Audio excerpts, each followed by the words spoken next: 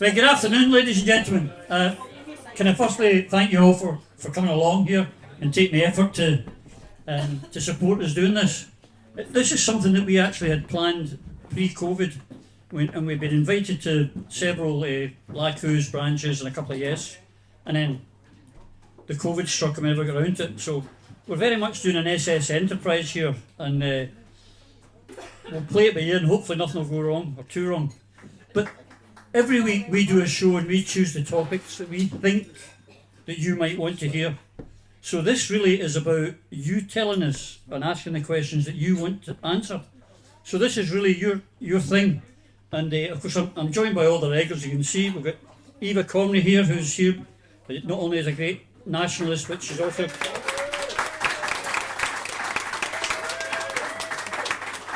our qualified lawyer.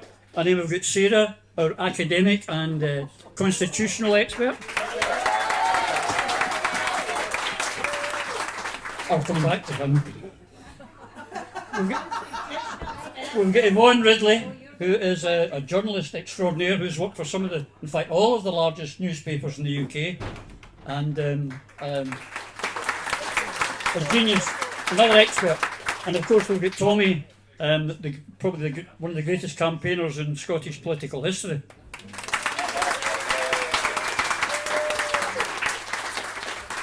And my good buddy Phil Boswell, ex-MP, guy, oil and gas man. And I'm just here for the eye candy, you know, that's So we'll get started. So Hazel, where's Hazel? Hazel will go on when you've got a question. Just stick up your hand. Hazel will come to you, and we'll hear your question and we'll answer it. We've got one question in, and it's for Tommy. First one. And we want to know if you think Celtic should go with 3 centre halves next week.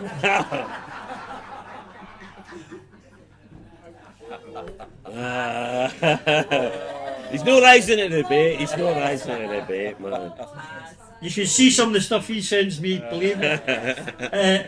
Right, who's first for a question? Who's got a question they want to ask? Because if no one's got a question, we're screwed. Ian. Right, here we go, Ian. Wait till you get the microphone, mate. Did the new king do us a favour with his mentioned the claim of right in his proclamation?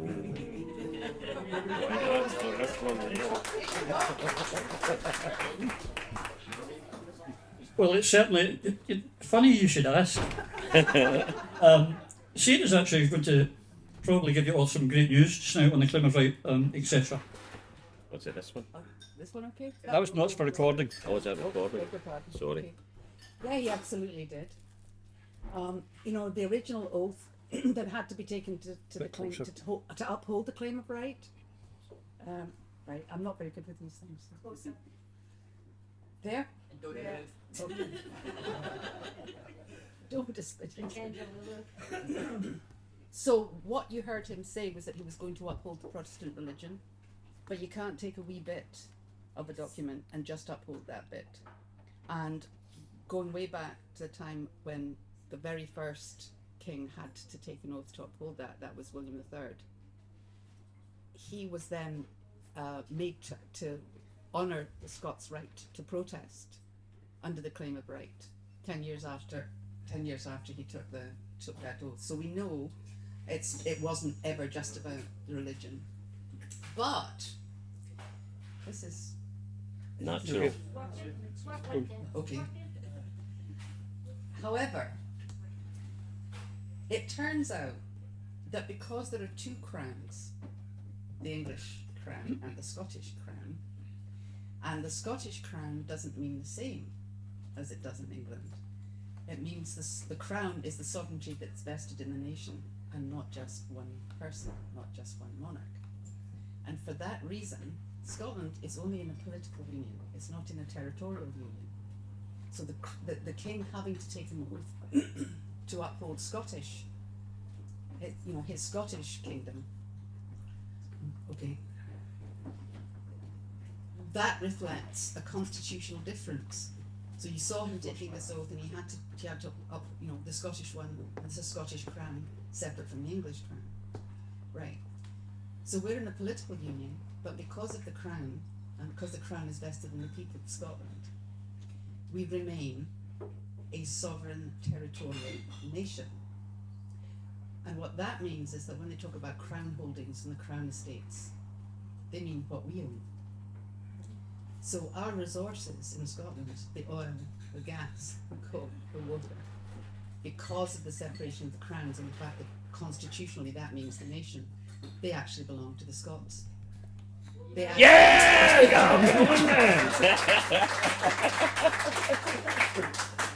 So seeing that those two constitutional arrangements are so separate, Crown and Scotland, and what that means in Scotland was really important, because it now means we can explain that to people. You own, see that oil, that gas, you own it. What they're doing with it is, there's been questions about why they've given the leases out so cheaply and why they pay so little tax, and that by the time they've got funding to get the extraction going, that on paper they look like they're making a loss, but we all see how much profit the companies are making.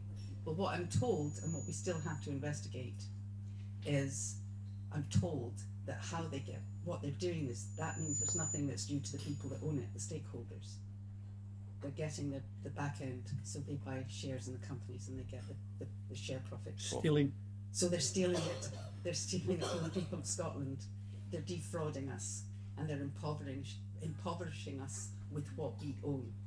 And that is absolutely unlawful by any international law.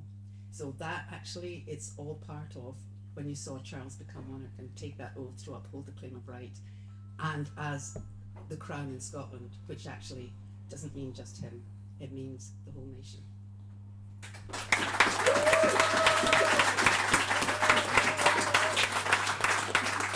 Thank you, Roddy. I'd like to read you the words of Alex Salmond in relation to the claim of right. This is from a couple of tweets that he did very shortly after King Charles swore. And what Alex said is, the claim of right is properly seen as part of a golden thread of Scottish constitutional thought, stretching from the Declaration of Arbroath of 1320 to the present day. And that thought is that government is contractual, and the people, or the community of the realm, are ultimately sovereign. And in any event, it can hardly be argued that the claim of right is merely historical curiosity, when one of the first acts of the new king is to be required to swear an oath to uphold it. This is the sort of history which can shape the future, and my friends, we know it will.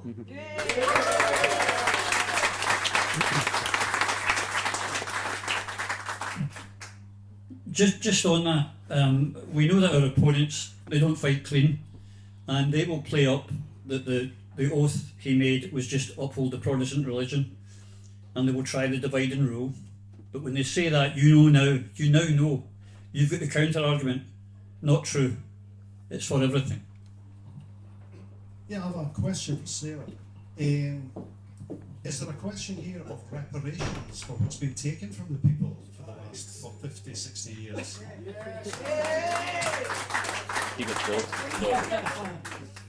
Well, the thing is that if you are a sovereign territorial nation, nobody has a right to the resources that are owned by the people. Nobody.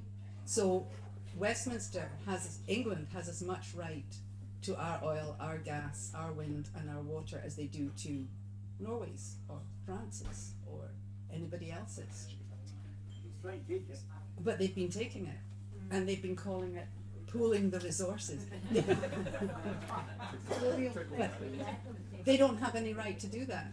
And the really good thing is, so Tommy was asking the question, the big question is going to be, how do we do this? But as a sovereign territorial nation, whether we're sovereign politically or not, we can ask, we can go and say, look, these are ours, and we've had no benefit from them. In fact, we're being impoverished by them. And there is no international law in the world that would recognise that as being legitimate. There are other nations who are sovereign territorial nations, including, for instance, Native American nations, who have got reparations, because that belongs to the people of that territorial nation. And we're in exactly the same boat. So absolutely, my dreams are to see every single family in Scotland getting a cheque for 10 grand. we wouldn't spend it right away. Next question. Right, next question. Although it's not so much a question, it's about the rights of Scotland getting the money back for the oil that has been taken from Scotland. There was a Geneva Convention, I think it was 1978, 1982. Britain was one of the countries that settled on it. It was about reparations for countries that have stolen their oil. It was never ratified, but there is a treaty there that sort of suggests that it should really be negotiated. But that is there in black and white, and Britain did sit on it, if anybody's interested. So it's the Geneva Convention, 1978, 1982, I think it was. Okay. If we're going for reparations, we better get in before India. That's all I'm saying. Right, there we go. There's a question there. Hazel. Will be good. Hello. Hey, Alison. I'm probably going to blast out this microphone, so I'll be all mellow about it. Okay. As I've watched the people at the table talk on Prism a lot, it's the only moment of the week where I actually get a single minute of sanity. So I want to acknowledge that because it doesn't get acknowledged. Okay.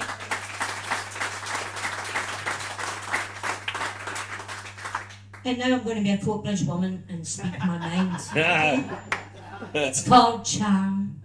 I believe the First Minister used to do it, and then she became the First Minister and decided she didn't need it anymore. Give me one moment. I don't want to miss out a word of what I've written. Actually, it won't be long, I promise you. And it will matter. I hope.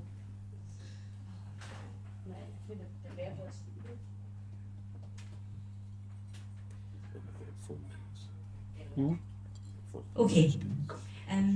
Over the last, since the Queen died, or they admitted and acknowledged her death, in order to promote the royal family and their Charles and their not royal family for me. However, I have grown extremely aggrieved, nice word. I've grown extremely aggrieved over the last while of listening to Scottish leaders speak for me, when in fact they're only speaking for themselves. So rather than look towards Nicola Sturgeon or anyone else, okay, I choose to look towards James Connolly, both as a woman, okay, because it was James Connolly who said that the capitalist worker is the slave of capitalism, whereas the woman is the slave of the slaves. Now, clearly, women can be men, can be cats, can be animals, okay? And I am not allowed to protest because that makes me a bigot. However, I'm ready to have the title of bigot. It's one I've worn repeatedly throughout my adult life in Scotland. So if you give me a moment, I would just like to read you the words of James Connolly. Fellow workers, as you are aware from reading the daily and weekly newspapers, we are about to be blessed with a visit from their king. Knowing from previous experience of royal visits, as well as from coronation orgies, I'll leave that word. Actually, I don't even want to see this image in my head. Orgies, no, please no. And the occasion will be utilised to make propaganda on behalf of royalty and the aristocracy against the forces of democracy and national freedom. I desire to place before you some reasons why we should unanimously and categorically refuse to countenance the British royal family. Yes.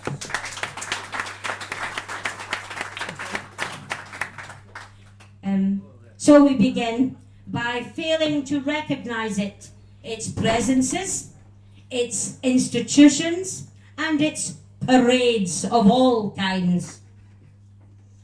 I appeal to you as workers speaking to workers, whether your work be that of the hand or the brain. I am speaking to you because I wish to safeguard and foster the health of the children of our nation. The future of the working class requires that all political and social positions be open to all men and women, and that all privileges of birth and wealth be abolished, and that every man or woman born into this land should have equal opportunity to attain the proudest position of the land.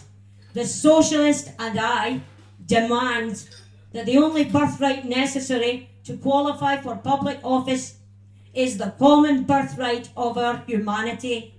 Believing as I do there is nothing more sacred, I know it's long, I'm sorry, but it is James Connolly.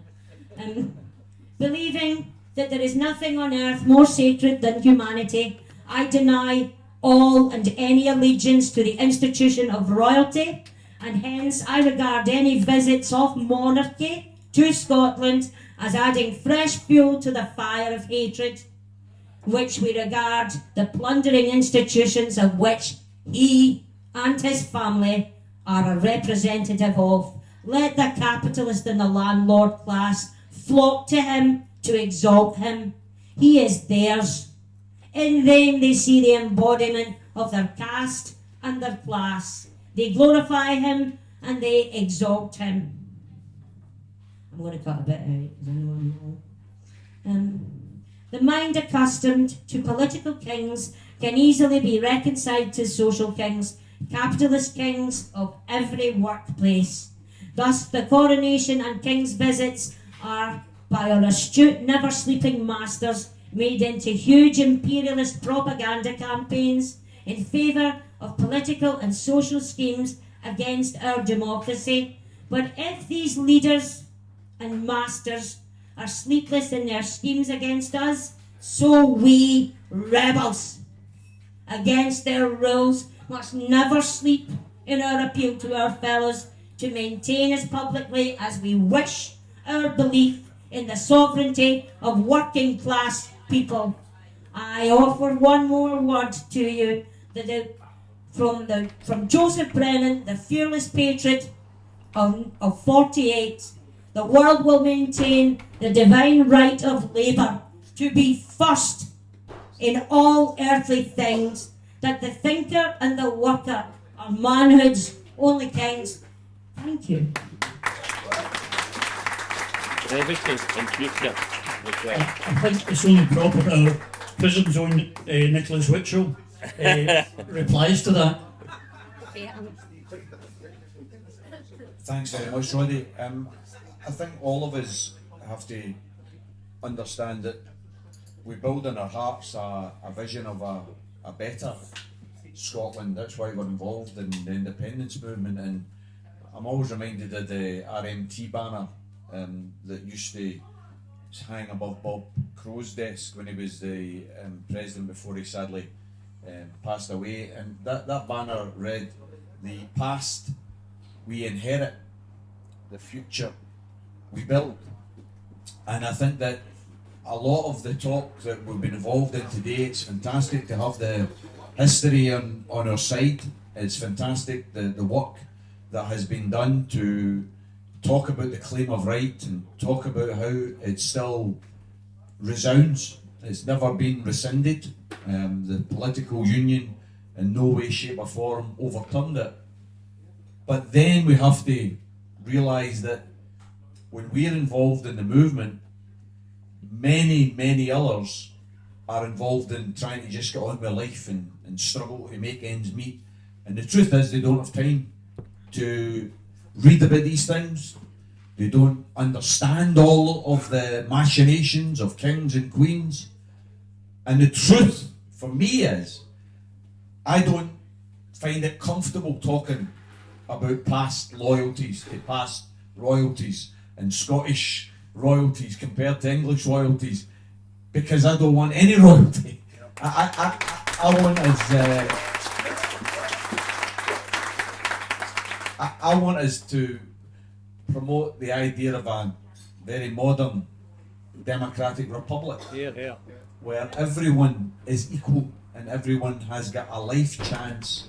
That means they can realise their potential, because all of us know that the children of Scotland have got life chances determined about the area that they are born in and the family that they're born to, rather than their own personal talent, which is wrong.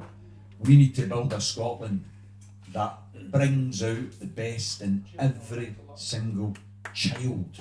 because that's the type of Scotland that we all want to bring our children into and our grandchildren into. So all I would say, Roddy, is that what's going on just now, the circus that's going on just now, this forced mourning, it is akin to a dictatorship. There's no doubt in my mind it's akin to a dictatorship.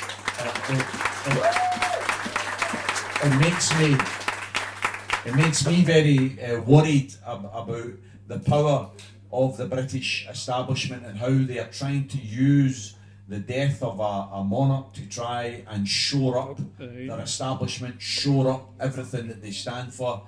Personally, I think it will be a false dawn, because I don't think the monarchy has anything like the support that they think that it has, and I certainly believe the situation in Wales the other day, the situation in Scotland over this next few months will show that there is one thing absolutely certain, and that is that there is no united kingdom. There is. Oh yeah.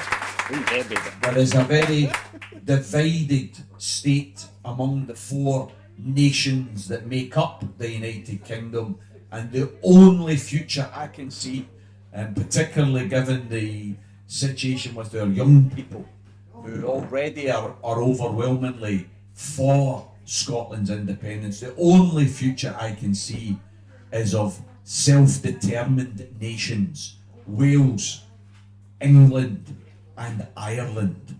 Ireland will, in my opinion, in the very near future, be returned to the one island of Ireland. There's no mind about that. And I very much hope that we can be part of that, and perhaps to bring the comments right back round to the start. Let's always remember that's what James Connolly stood for. James Connolly, a canny Scot, a very brave and courageous and intelligent Scot, someone who believed fundamentally that building socialism required the unity of the nation of Ireland first. I think building socialism in Scotland requires us realising our independence first. Then we can build a socialist Scotland.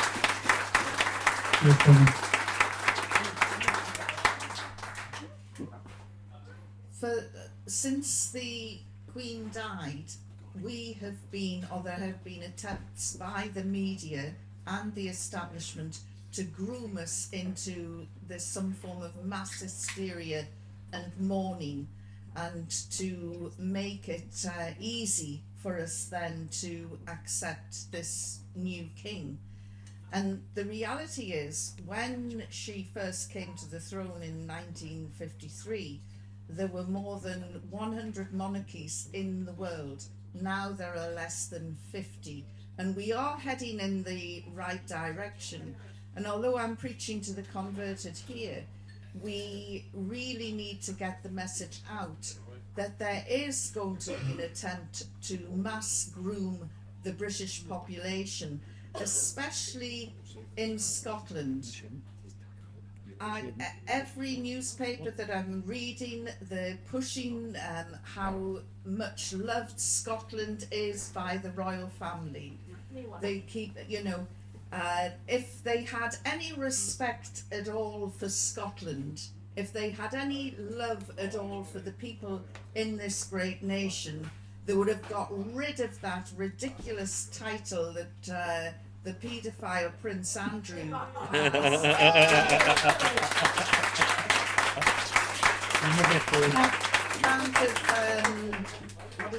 Of Inverness. The people in Inverness must be up in arms about that.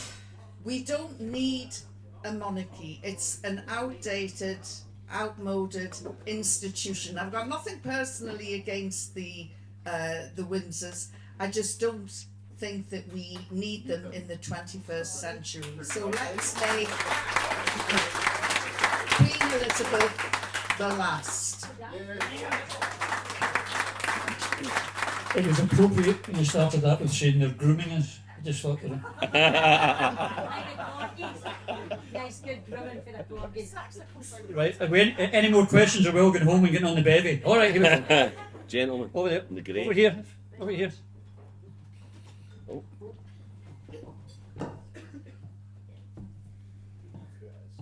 Some of you might remember when oil was, in brackets, discovered in 1968.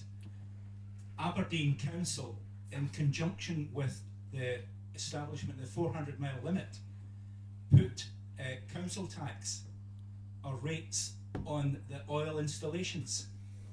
Within days, the English government quickly rescinded that. I don't think they have the legality to do that. So the oil rigs of Aberdeen were actually the responsibility of Aberdeen Council or Aberdeenshire Council, and that's something that reparations will fulfil and get back. Does anyone remember that quickly? Put through within days. Yeah, sorry, I was contracts manager for BP and Shell and some of the largest oil and gas projects in the world, with subsea projects. And what you're talking about, what actually governs the ownership? Sarah's already spoken articulately about it, and what she said was that we, the people, own it. And these rules are governed by institutions. And these institutions are controlled, sadly, not by the people, but by those who would keep us on our knees.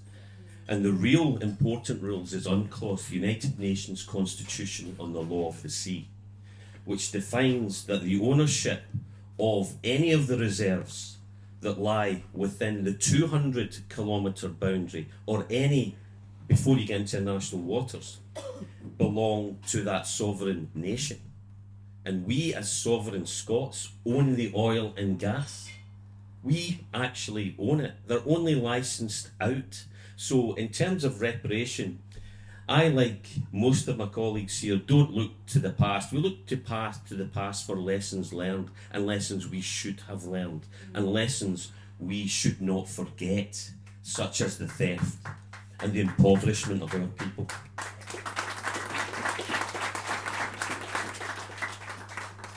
Going forward, UNCLOS is very simple. There's an argument that's classically thrown. A lot of the projects I'm doing are west of Shetland, okay? Deep water, 1,000 metre, 2,000 metre. And we're talking about Clare Ridge, Quad 204. I was contracts lead subsea on that. My budget was 1.7 billion on a 5 billion project. Our profit was 30 million a day for 35 years. Do you see that in Coatbridge? Why do I keep coming back to Coatbridge? Is it the town centre? It's the people. It's the people. It's always the people. That's what brings us back. That's what keeps us going. That's what gives us the passion that we believe in. We're not materialists, but we don't like getting stolen from, and that's what's happening right now.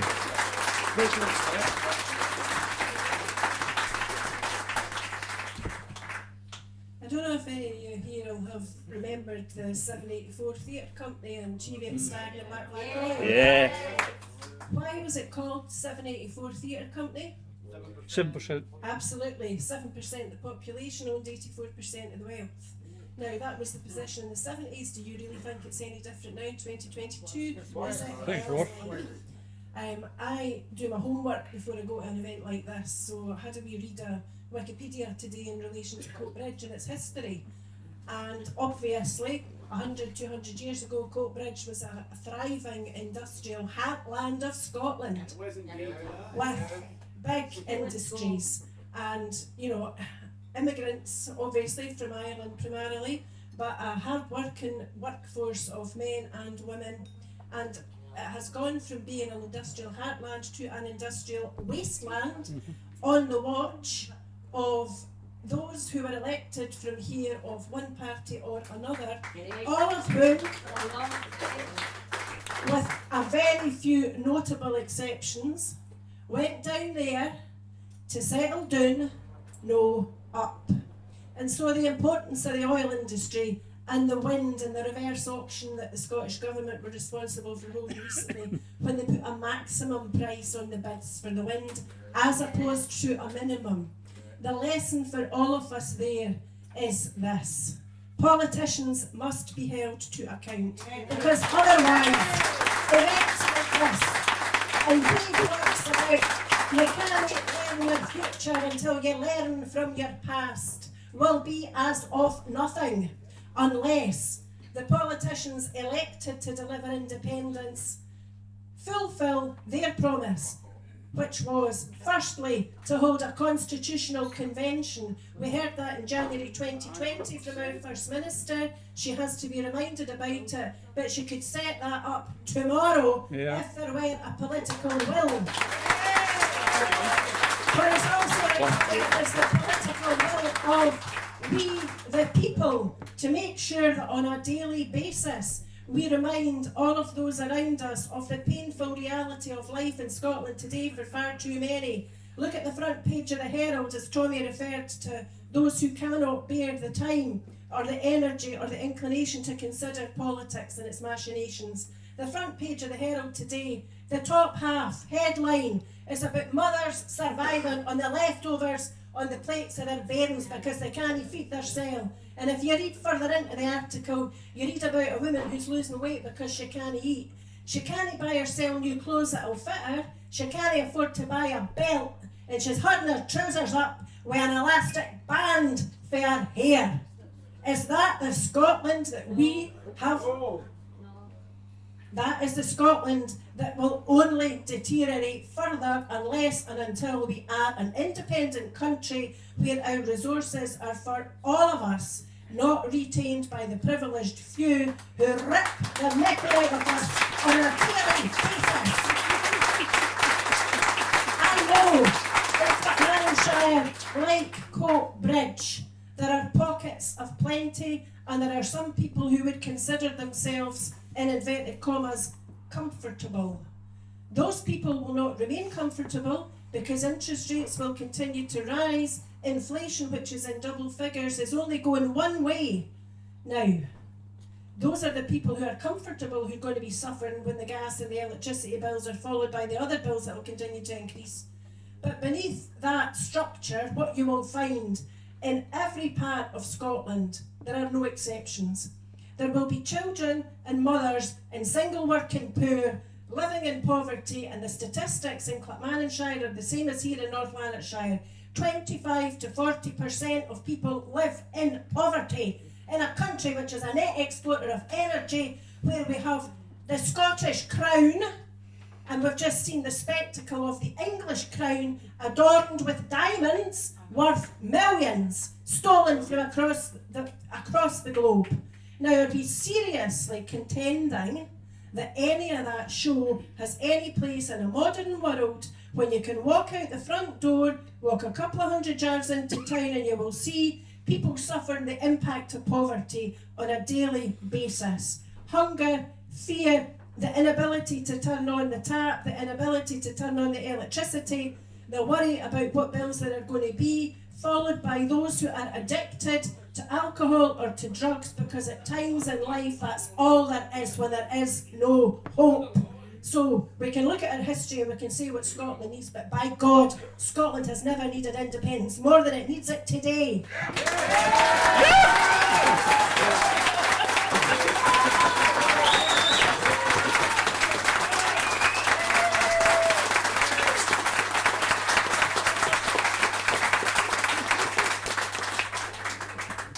I think you can see why these are the people I have on every week. Right, we got another question. I'm feared to ask it now. To the panel and to the room, it's a very topical question. October 2023, happening or not happening?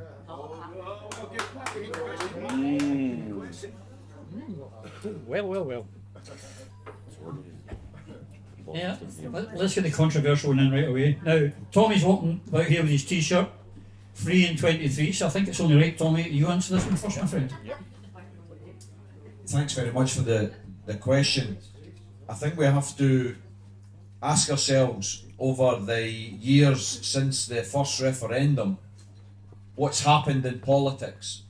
And I think what's happened in politics is there has been a seismic shift the country of Scotland that used to weigh the Labour vote is now quite clearly a country that electorally votes for the principal party of independence, which is the SNP. If you consider prior to the referendum of 2014, of the 59 MPs, over 40 of them were Labour MPs.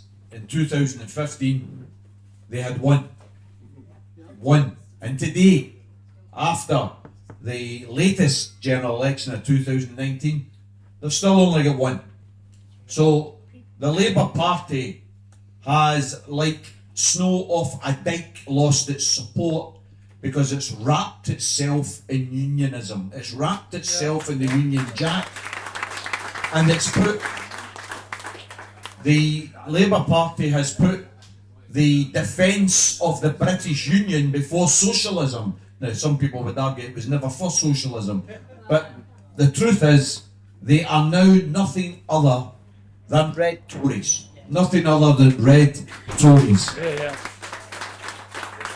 The SNP, on the other hand, they said in 2015 that people should vote for them because they believed in independence. And many people at this table and probably in the room were members of the SNP and campaigned for the SNP. I've never been in the SNP, but as a socialist, I felt after the lesson of 14, were the Unionists united around no?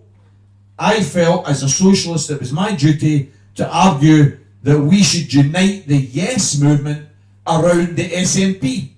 So I called for people to vote SNP, even though I was a socialist, and the SNP is not a socialist party. I thought it was the right thing to do because the cause is always bigger than the party. And what happened was there was an absolute tsunami, as you know, of the 59 MPs elected. 56 of them came from the Party of Independence, and in truth, if you remember, what'd you call them, down in Dumfries, we should have had 58 if the Greens hadn't been so sectarian and stood and gave that muppet the chance to win in that particular seat. So we could have 58 out of, we should have 57 out of the 59. The problem is, since then, the SNP appears, and I'm sorry, this isn't meant to be an anti-SNP position, but the truth is the SNP seems to have done everything else other than pursue independence. That's what they said. You can go and look at the quotes prior to 16 and the Brexit vote. We will not be dragged out of the European Union against our will. We will. That was a statement. That was a statement from Ian Blackford several times in the British Parliament. And I'm sorry, but it was nonsense. The SNP, after the Brexit vote, spent most of their time saying they were going to reverse Brexit rather than promote independence. And that was the difficulty. They were going to try and overturn a vote, a democratic vote of the English people. And by the way, if I was in England at the time and I had voted for Brexit, I would have been pissed off that people in Scotland were saying, we're going to overturn your vote. They had no right to campaign around the idea of reversing a vote that the people of England had taken. Whether it's right or wrong, we can have a discussion about, but they voted for it in an open ballot. And what they've done since, in my opinion, is they have raised the prospect. They have said next year, but they've never given us a date. And I think the movement was gotten so upset and pissed off that the SNP leadership have now been forced in to giving us a date. The bill has been published. The Scottish Parliament bill has been published. The referendum bill states categorically, 19th October 2023, there's going to be an independence referendum. Some people here will say, oh Tommy, surely you're not taken in by that. Surely you don't think that they sincerely mean it. Well, I'm going to say to you, brothers and sisters, it doesn't really matter what I think or even what you think. I think the majority of the people of Scotland believe that that is a legitimate date. And as far as I'm concerned, the SNP should not be allowed to drop that date. We need to assemble. We need to assemble in Edinburgh on the 1st of October. We need to march in Edinburgh. We need to assemble in Glasgow on the 8th of October at the Festival. And our statement should be loud and it should be clear. And that is when the Supreme Court judges meet on the 11th and the 12th of October in London. We are saying already, we don't care what an unelected judge says, we don't care what an unrepresentative Tory says. What we're saying is we have the right to vote, and we will vote next year on our freedom. That's what we should be saying.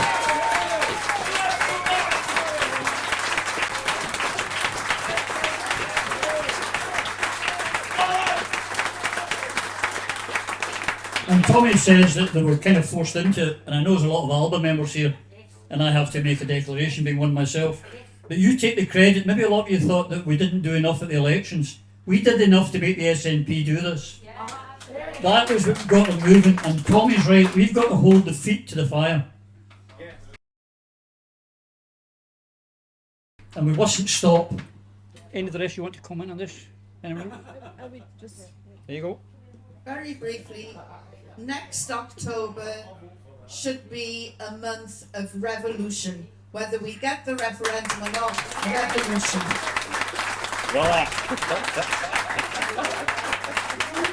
Hazel, where are you? Oh, Hazel, where are you? All right. Get you next. Hello. Good evening, everyone. First of all, I would like to commend Mr. Tommy Sheridan is one man I personally love him because he's truthful. I don't call him a politician. I call him someone who is very passionate about his country. You can see from the tone of his voice, he's trying to give out how he felt about the country. And he has never hidden from the truth. He's always been very straightforward, and that's the reason why I like him personally. Yeah, but the party, I have a very sensitive question, which I think we shouldn't shy away from it. That's why I'm here. This is what I represent. I represent diversity and equality. And I commend Eva for her good work.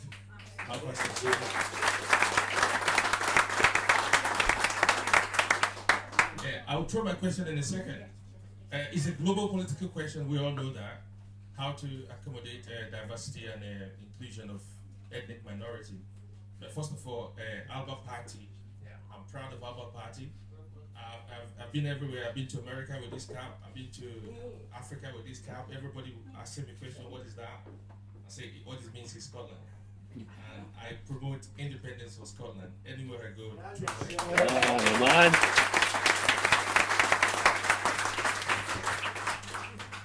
Yeah, the value of Scotland is heavy, it's bigger. Everything started here, but we lost the value because of the union. And I think it's time to uphold that now that people has stood up. I know there's some inside house, camouflage, but that's certainly what happened. But my question is this. Diversity and equality has become a political cosmetic decoration. So I want to know, how is ALBA Party going to take on board the realize the realistic movement of accommodating people in terms of inclusion? Because I sense I've campaigned and I'm an activist. I've worked against some of the things, understanding the systematic deprivation of ethnic minorities. I work with them closely. We talk about it in the political field, but inside the system, I know a lot can be done. I have spoken to someone about it too. I say because the society we live is made by man. Man makes society, the society don't make man. Yep. And that is politics. So if man makes the society, then I believe that a lot can be done through the politics, because I've had time, I don't know if every one of us here has had time to read our manifesto. Before I joined the Alba Party, I used to be a Labour Party member. But then, yeah, but I had to go from A to Z in our manifesto. We talked about equality, inequality in our manifesto, but that did not in any way touched ethnic minorities in sense. All the diversity and equality we talked about in our manifesto is all about, gender, other than including lives. So that is a big concern for myself. So my question is, going forward, before my question, I commend Alba Party for taking a milestone to recognize African Sport, which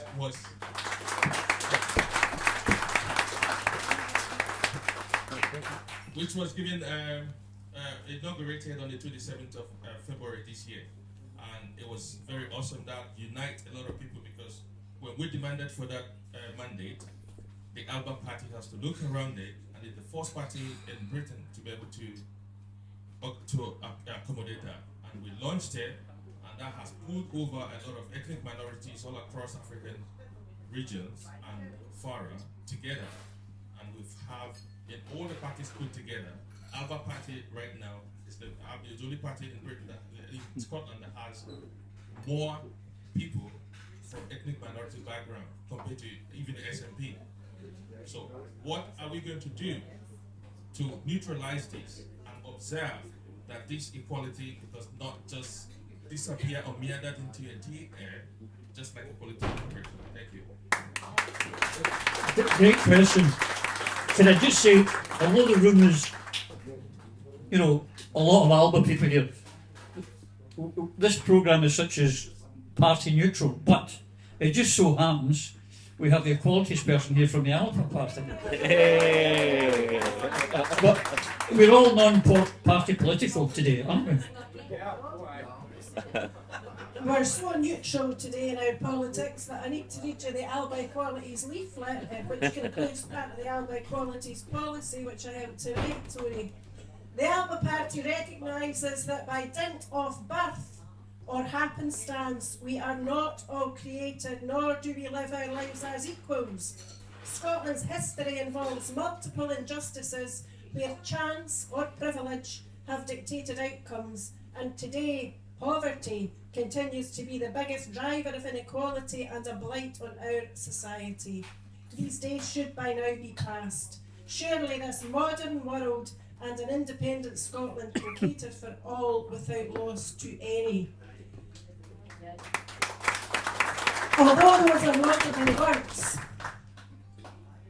they only have a meaning if we put them into practice. So, Tony, you have my word, and you have the word of the entire Alba Party that we are as determined as we will ever be about anything to be able to say, and to mean it, we are all Jock Townsend's bairns, every one of us.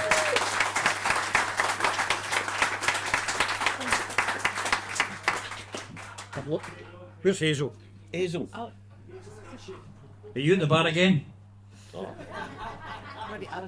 Yeah. Hello, we had a referendum 2014, and it was run by England. I think there's a lot of corruption. When he's leading here, but I think there was. But hopefully next year, Tommy says there'll be another one. And it's going to be run again by. Can't hear you. It's going to be run again by the English. Surely this day and age, if you go and put an X in a box, there should be a button next to it. You push the button, and at the end of the night, both of them should correspond the same. If not, it's going to be the same again.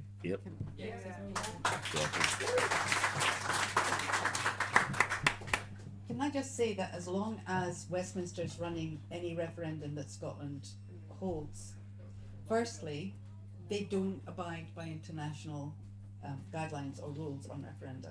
So we had an Edinburgh Agreement, but we saw the vow introduced after the Purdah period. Yep. So people were offered within the period where there was supposed to be no new policies.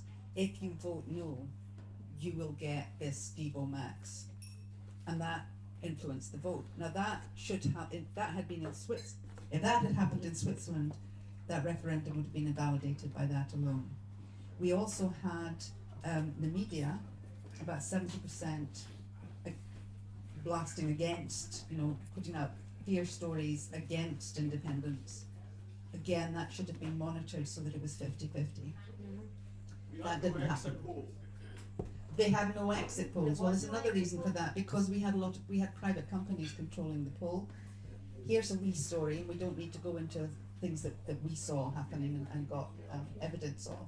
But in any electoral roll, there is a roughly 13% redundancy. And that means that if you get that means people who've died or they've moved or whatever. And that means if you get 87% return, you've got 100%. But no vote, no referendum gets 100%. So you'd be really lucky if you got an 80% return. And that's pretty high. That's actually in the 90s. Right. So Alistair McKinnon over here was part of the group that looked into the postal vote returns, and we had 96% voting return. Impossible. Which is absolutely impossible in some areas. So what happened? What happened was there was some kind of fraud going on. And what that means is, let's not forget what Whitehall's got at its disposal. Let's not forget MI5. We're not going to. Here's the thing: we should hold out for the referendum, but as long as it's being controlled by Westminster, they'll do that again. And then they'll turn around and say, oh yes. And by the way, the reason that we couldn't get this looked at is because it was a consultative referendum. In a consultative referendum that's not binding, there can be no fraud. If you vote in a general election, you're entering into a contract. So if they rig that, there's fraud and you can get a judicial review. But if it's only consultative, it's just an opinion poll. So they put it through as a consultative referendum, did all of that, and then at the end went, well, you can't have a judicial review because it's only consultative, but this is binding for 100 years. Right. Absolutely binding. So that's who we're dealing with. They speak out of both sides of their neck. They'll cheat in any way that they possibly can. And there is, in my opinion, there is no way that we're going to get a fair referendum, and there's no way that Westminster is ever going to let Scotland go.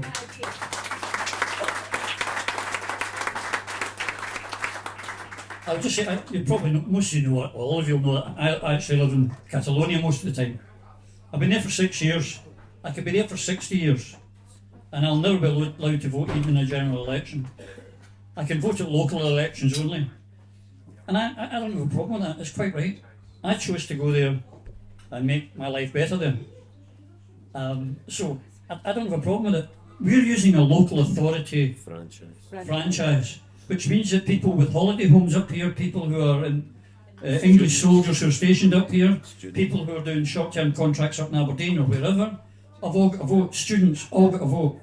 So another thing that really, in my opinion, needs to be looked at is the franchise, and that's not blood and soil. For example, my dear friend here, I agree, not just because she'll be voting yes, but people who've made their life up here, who are committed, should be able to. I shouldn't be able to vote. I've decided I don't spend most of my time here, so I shouldn't get the vote. But we've got to look at that as well. We won't, of course, but just for thought. Hazel. This gentleman's been very patient.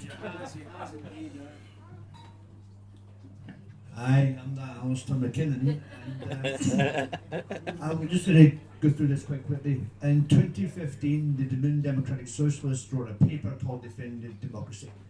It's available at Andy Anderson's publishing website, so if you don't have a copy of this paper, please go to Andy Anderson's publishing website and download a copy. It was what we found was taking place within the postal ballot and the indirect. And it's important that we have to cover this because the next one's coming up. We found, as Sarah said, we had a 97% return rate in the Glenview Council alone. There are 3 other local authority areas that had over 95%. Bullshit. And so we asked the questions, and we asked questions of Police Scotland. We actually informed of a certain Ruth kind of person who was quoting 2 days before the independence that we know what's happening because we've seen it in the postal ballot. We informed Police Scotland about this, and she was investigated on what the information that we gave them. She was found not guilty because no, there's not. Kel surprise. Passed over. But we also asked other questions pertaining to the ballot itself. Every sitting MSP got a copy of this report. We had a former Labour cabinet minister come up and listen to the programme that we put out from the Yes shop in Yes pub in Glasgow. But the thing that I am asking for now is that you go back to your individual parties, and for this next independence referendum, we have a paper ballot and a hand count. We ignore the electoral system. The nudge unit exists. There's 77 battalions there. There's so much. We used Facebook predominantly to organise, and you can no longer do that on Facebook. It's been completely kind of usurped. But please think about a paper ballot and a hand count for this independence referendum. That's well made. As that's a point well made, I don't think there's any debate in that. You're absolutely right. No. Okay. Steady, Tiger. Hey. Watching some of the coverage over the last week, which thankfully I've not watched very much of it, although to get 30 seconds of fame on Channel 4 News on Monday night by hanging about the High Street and getting on Channel 4, I wonder, and this is genuinely, I wonder what the panel thinks. I think the change of monarchy has highlighted the injustices in the UK and has highlighted that Scotland doesn't fawn over a royal family. And I wondered if you think this is this and the energy crisis is what's going to deliver our independence. Whoa. Good question, David.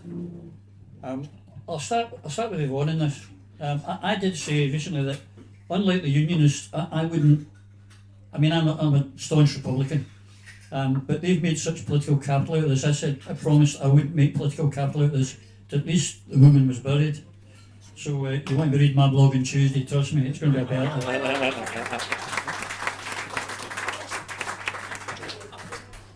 As I said before, I think Scotland has been love-bombed by the Windsors and the establishment, and I think Scotland has been deliberately targeted for this nauseating show that we've seen on our TV screens.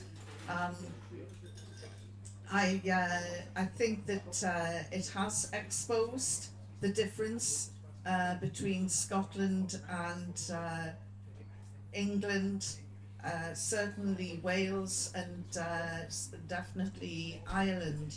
So I think that the days of the monarchy are numbered, for sure. Do we think it's the end of? Yeah, and the energy crisis, for sure, will feel that. Pardon the pun, because is it 75% of renewable energy comes from Scotland, and yet we are going to be paying bigger energy bills than anywhere else in the UK. There's it's not right. Our energy has been flogged off for rock bottom prices, and we are being taken to the cleaners. So yes, I think that you're right. These two events alone should certainly fire up an independence mode throughout the country among those that are already haven't caught up with us. Yeah, 100%. When you think that forecasts are saying that 70% of Scottish households will be in fuel poverty come this winter, what kind of people are we? What are our metrics in society? Do we care about the people, or do we care about the corporations? No, it's the wrong metric, and that will hammer it home. As for this monarchy change, and the fact that this has been forced down our throats, look at the injustice on freedom of speech. Freedom of speech is critical. It is the freedom, it is the power with which you protect all other rights. It is a critical right. We must be allowed to speak our minds. Dissenting voices must be heard. And the important thing about a unified yes movement is why I'm with Tommy on this, that we've got to be positive. We've got to be a broad church. We've got to be inclusive. Why is it that the SNP's inclusivity is excluding so many people? It's a con. It's a lie. And it sickens me to see it. It really does. And you look at the injustice in freedom of speech. There was a young man, Rory, talking about a certain nonce of the royal family who is a perv and who really should be, and he was questioned by the police after it. Why did you stand up and say that? He says, because I do not think a privileged man should be able to commit sexual offences and get away with it. And you think, Rory, more power to you. What did the police actually do? This young man spoke his mind at a parade, a show, a sham, and he was hustled by two thugs, physically assaulted, pulled to the ground. And what did the police do? Did they arrest the thugs? No, they arrested the young man, put him in cuffs and questioned him for speaking the truth and speaking his mind. And that is not the kind of society that I want to live in. We love the angry folk, don't we? We like angry folk. So I agree about ancient kings and the stories about ancient kings, but I'll tell you something. We have a saying, salvo saying, know your past to shape your future.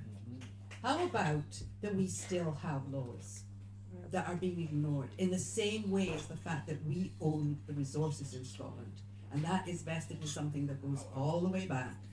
So do we have still in law in Scotland, and not studied by Scots lawyers because they don't study the Scots Constitution. The right to equal justice for everyone. That means access to justice, which means getting rid of legal aid was not lawful in Scotland, and it means that whether you're a higher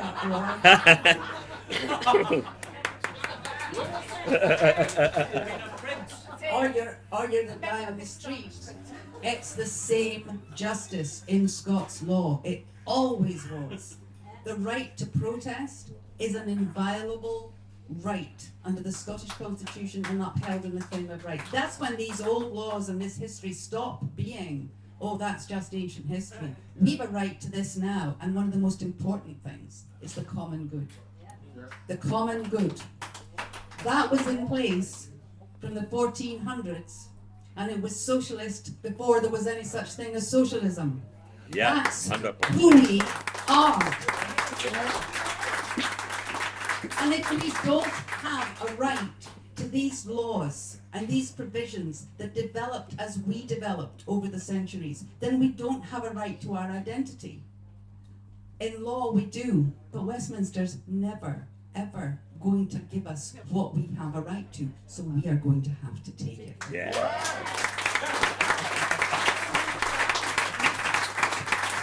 Angry evil. On a controversial note. No! No! The problem with royalty is not that they exist. The problem with the monarchy is it is comprised of parasites. Yeah. They expect and demand privilege. and they take our money, they live on it, they exempt themselves from paying tax on it. Prince, as he was now, King Charles, will pay no tax on his multi-billion inheritance. Neither will his son, the newly appointed Prince of Wales, on his either. And, you know, to get back to the reality of Scottish life today, there are more food banks than there are McDonald's. And we use sanitised language now to talk about food banks when we shouldn't. We should say that we have food banks because people are too skint to eat. And people are too skint because their wages are insultingly low and their living expenses offensively and unnecessarily high. So, we know that in the past we were accused in Scotland of being too wee and too poor. Well, by God, if this pantomime of the Queen's funeral lasting for day after day has been rammed down our throats in forced mourning, if that followed by what will undoubtedly be just as extensive enforced celebration for the coronation of the King Parasite, if that and the amount of money that you're going to see squandered on multiple commemorations of her death, I suppose we're all going to be buying the mugs and the t-shirts soon, like we did at the Silver and the Platinum Jubilees. Not. And next year you're going to have the mugs and the hats and the t-shirts and the outfits for the coronation. If all of that, coupled with worrying about what's coming in your house and what's going out your house and looking at the bank and going to the cash line and getting your card chewed up again, standing at the queue in Aldi's and Lidl's looking at people worried about what's in their basket, watching folk putting stuff back out of embarrassment. Well, if that's not enough for Scots to become independent, we will have proven once more that we're not too wee, we're not too poor, we're just too bloody stupid.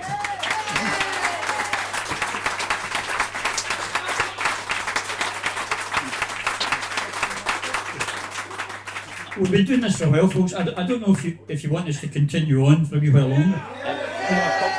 But could I just say, I've got a big thanks to Robert here, who's given us the accommodation.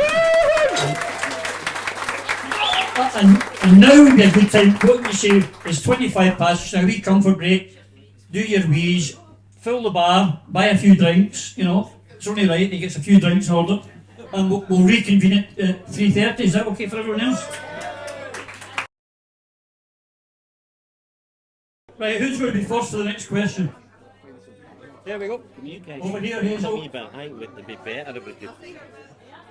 Yvonne, can we budge up a wee bit? What I was going to say is, just jump a wee bit again, started again a wee bit. See the last question? I never. Right, go on. Oh, sorry, could you? I think it's is that okay if I? Over a wee bit, Roddy, we're going to budge up. Right. Can I just interrupt you for 1 second, if you don't mind? Tommy's indicated the last question he actually wanted to participate in that kind of Tommy's, and then we'll go to the next question, if I may. Just very, very briefly, and it gets us back up and going again. Hopefully everybody gets back into their seats. It's just that the question was whether the royal death is going to advance the cause of independence or not. And I do think it's dead important that we highlight that the week that went past there, in terms of a parliamentary democracy, we're supposed to live in a parliamentary democracy. And here in Scotland, less than 0.01% of the whole of the UK population voted to decide who the next Prime Minister is. Less than 0.01% decided, Tory members decided who's the next Prime Minister of the whole of the UK. So that happened, and then within a week, we had a decision on who the next king is. And none of us got a vote. So parliamentary democracy, and less than 0.1% decide who the PM is, and nobody gets a decision about who the king is. And that, to me, when the dust settles on Tuesday, on Wednesday, on Thursday, and people realise that this cost of the Tories' crisis is deep and biting and getting worse.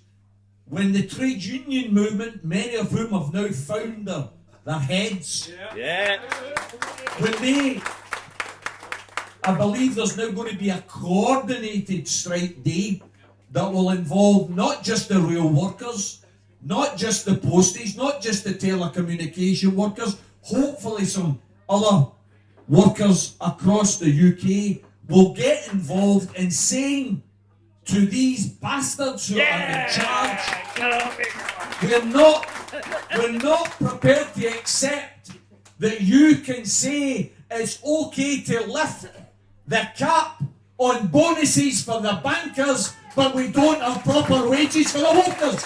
No way. As all of us have recognised here, we are fed up. There's a movement called Enough is Enough.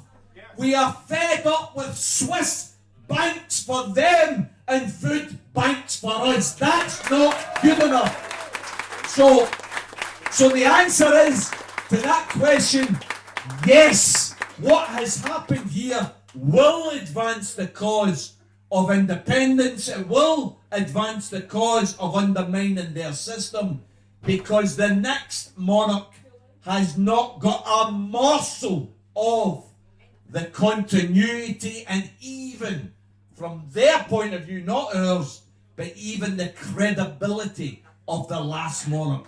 They are despised for what they are and what they represent.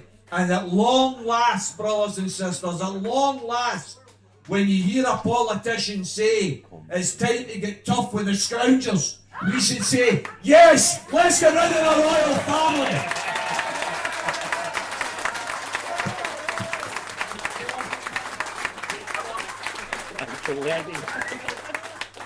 You've got to follow that. Bit of which there, folks. So, I would like to ask the panel, so we've got this Supreme Court case coming up where they're supposedly going to decide whether Scotland is within the law and holding an independence referendum. If they rule against that, the SNP has said, that's fine, we'll have a plebiscite election. If that doesn't work, where the fuck do we go? I think Sarah will answer that question. A quick answer is, and Eva has alluded to it today as well, Constitutional Convention. When she did it, I can announce today, one of those ones, you know, I can announce today we'll have a Constitutional Convention, we will have an energy company, all that stuff. But she's promised it, just as she's promised the date, as Tommy said, for a referendum. But I don't want to take away from my two charming colleagues here who will answer far more articulate than I. Okay, so I have a wee story to share with you. Most people believe that Scotland got devolution because enough pressure was brought to bear on the Labour Party and they finally gave in, and then there was a big hoo-ha. Look at the wonderful Labour Party delivering devolution for Scotland. That is not what happened.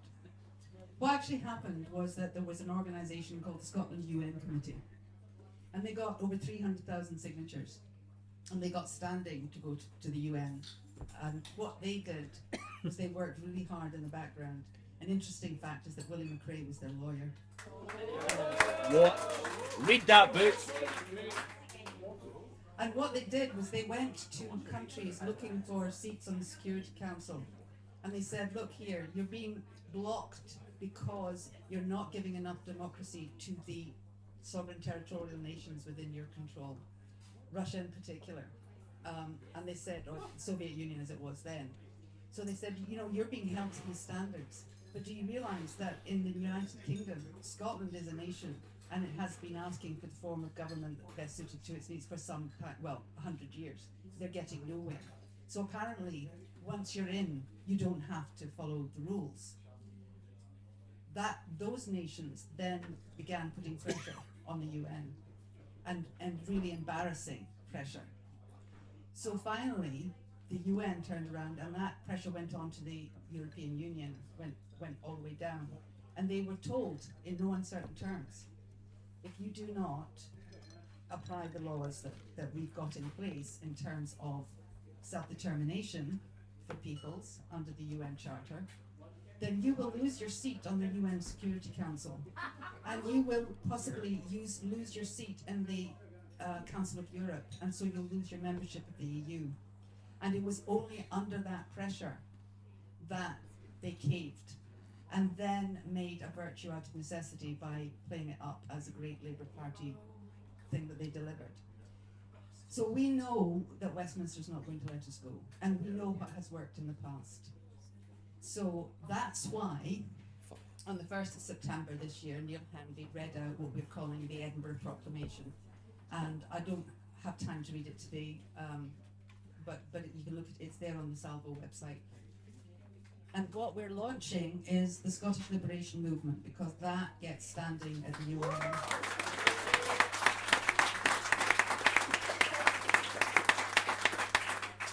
We need 100,000 signatures to match the claim of the membership of the largest political party in Scotland.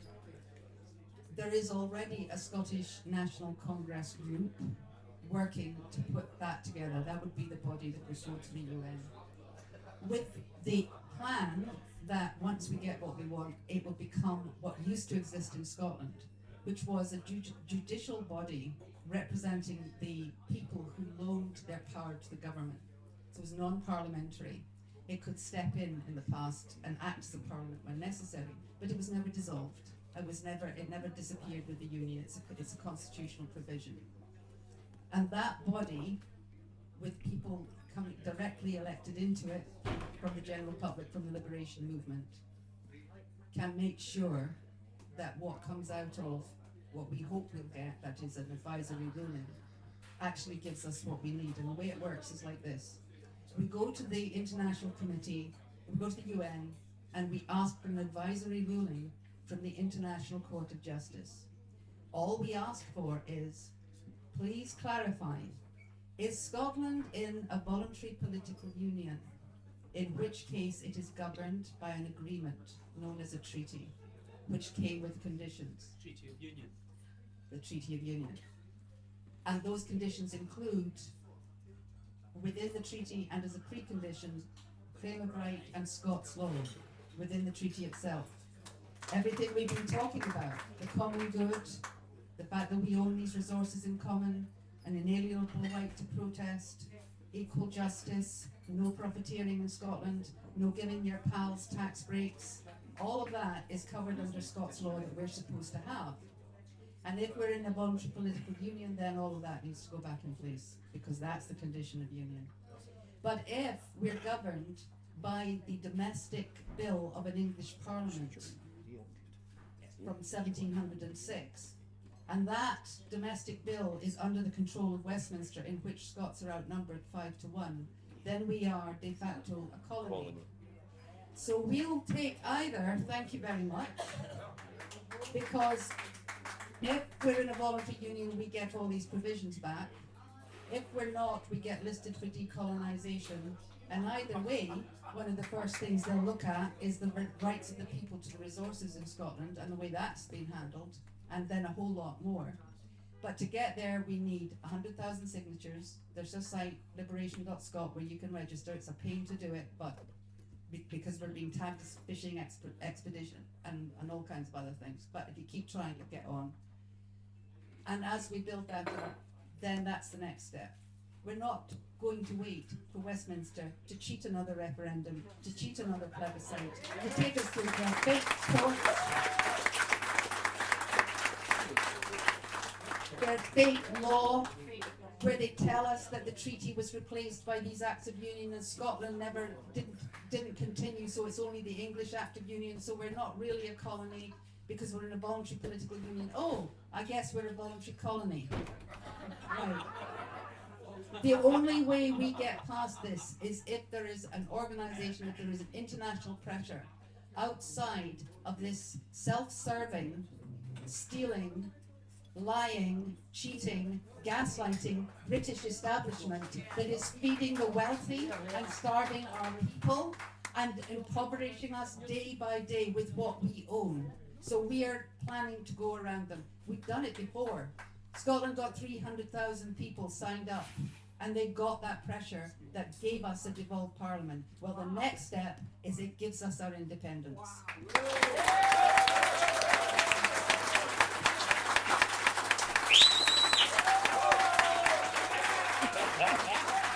It's a everyone children get it right update strategy. What other strategy can we use at this point? There's nobody in here that wants to see us lose the next referendum that we doubt very much will happen. And there's nobody here who wants to see us lose a plebiscite of the election.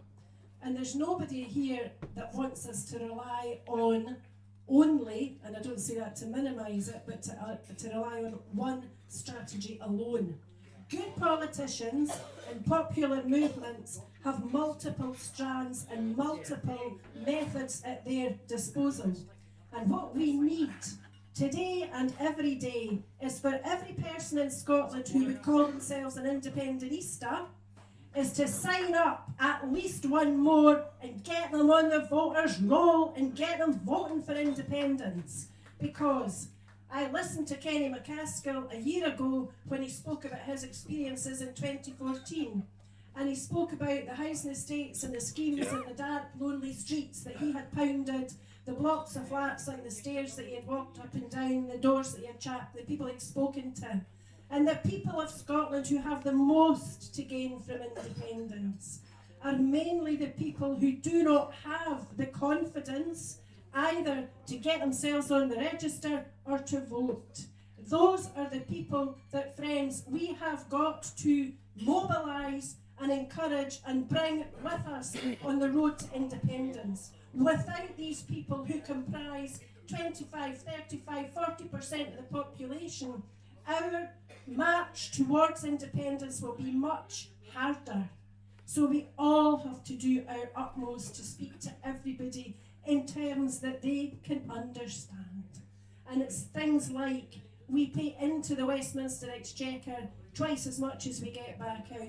It's about the GERS figures being manipulated to give to Scotland expenditure Scotland would never have, including, as we all know, Trident and its successors, or the infrastructure of England that we pay for and we get no benefit from. Simple terms like that we need to speak to people about every single day. I come from Clackmannanshire, the place of the no vote, and yet, as I said earlier, 25 to 40% of the people in that county live in poverty. They're the same folk that didn't vote. So I'll be doing my best to encourage them to register and to mobilise and to look forwards to the Scotland that we know we should be living in. You know, we're speaking about energy poverty, we're talking about the cost of living crisis. We have to speak about how Scotland will flourish when we are free, when we control our resources. The message of independence is a positive one. We are an inclusive society and we will build the country that we each deserve. There will be no more 12-hour waits for ambulances. There will be no children in Scotland going to school hungry. There will be no mothers that can't buy their own dinner. When we are an independent country, which we will be in the course of the next couple of years, all of those stains will be eradicated once and for all.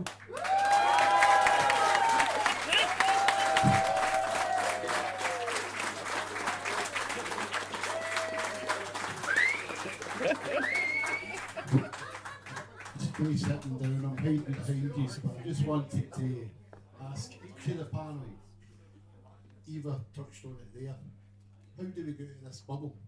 These online events are great, the bloggers are great, but we're still in a bubble. We need to reach these schemes. I'm one of them, but I'm a political anorak and been involved for many years. There's hundreds of thousands of people like me that don't engage, don't know how to engage. Each of the panel, how do we get to them? That the energy bills are going to go through the roof because I saw the renewal come through. And I thought, this can't be right. It's £100 120% increase. Oh no, it was right, and it's going up again. So that makes this, what we're doing, urgent, extremely urgent. SSRG is doing another one-day event soon. We're doing another conference next year. It'll be even bigger than the last one. And again, it's non-partisan. What we're trying to do is get people to stop thinking about independence. It's about what happens after you're independent, because that's what's important. What sort of Scotland do you want? Do we want a royal family? That's up to the people of Scotland to decide that. It's not up to us. But what it is up to us is to get everyone engaged. And there's been talk about people voting. Postal votes are used by a higher percentage of Scottish Conservative voters, which is why their turnout is pretty much guaranteed, because whether it's rain or sun or shine, they turn out and vote. And I can assure you, from my experience when I was in the SNP, campaigning for Joanna Cherry, in some of those housing estates, which are quite deprived, the turnout is extremely low. If it's raining, 2017, I remember this, it was bucketing with rain, and we're looking out going, oh shit. Because we know people won't be bothered to go along the road because it's raining, because they'll know it's wet, and oh, my vote doesn't really count anyway. Every vote counts. And she nearly lost. If anyone remembers 2017, we lost tons of SNP MPs, and we nearly lost. The yes vote didn't get out. So it's not just getting people signed up to vote, it's getting people signed up to vote by postal vote. Whether you like it or not, it works for the other side. It would guarantee to get our turnout up to the same level as theirs. So if they're going to cheat on the votes and not count them, or count them twice, then it'll benefit us just as much as them. So I do believe we should do that. And just to finish off, Yeah, please do. you asked, what made me put my hand up? How do we get the message out from this bubble? Well, this isn't really a bubble. There are other people tuning in and watching, especially journalists from the Daily Express. So we should say hello. Thanks for your support. Hello. So how do we get beyond this? Well, for a long time, people know my interest is in broadcasting, so I'm off seeing a number of people about that. I've started sharing the plan. We need our own television channel in Scotland. Yes. Desperate. An impartial, balanced one that delivers entertainment. A public service broadcaster that does what it says on the tin. And it is achievable, but it takes money. So at some point, people are going to be asked for some money. That is how you counter the endless coverage of what I think the royal family has proved, that we do not live in a democracy. The public service broadcaster is not impartial and balanced. It's wall-to-wall, pro-union, pro-royalty. In fact, they've been very disappointed. I loved Edinburgh. I was up in Edinburgh High Street on Monday and got caught by Channel 4. The BBC were there in their droves. There was hardly a Union Jack to be seen. There was a shop, funny enough, that doesn't normally sell Union flags, opposite Giles, right? Loads of them. Obviously somebody had come in and said, you need to put these on sale. Quick, quick, right? They obviously wanted to fill the audience and wave the flags as the cars came past and the horses trotted up and doing the cobbles. Sadly, nobody took them up on their offer. There was, I saw 2 out of thousands of people, 2 people waving a flag, right? Do you know what the BBC said that was a sign of, the silence? Their respectful silence. Bollocks. I thought, no, it's not. It's, my view is, really, we're here just to see what all the fuss is about. When are you going to open the high street? Because we can't get to Waverley Steps. But apart from that, it proves that broadcasting is extremely important and should never be in the hands of government bodies. The funeral's starting soon because you... And now we're going to get a beefy again.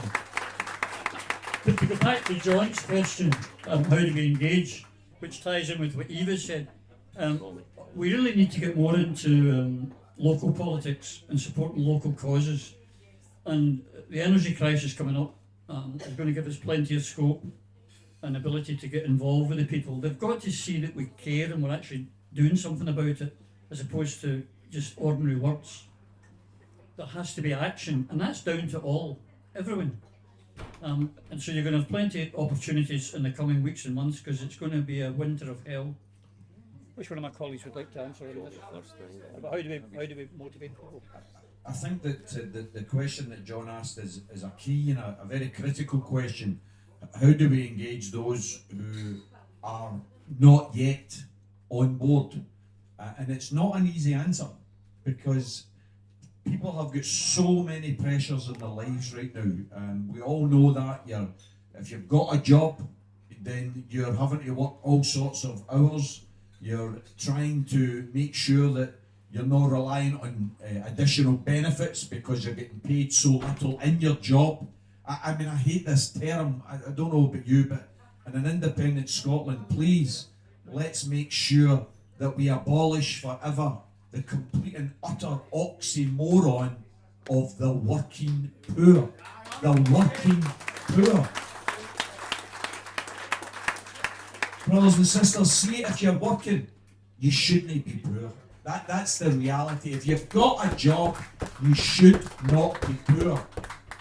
We've got people who are struggling to survive, struggling to make ends meet, struggling just to keep the families together. One of the most common refrains you get from people is that they're having to work overtime, they're having to work weekends, and you say to them, have you getting much time to see the family?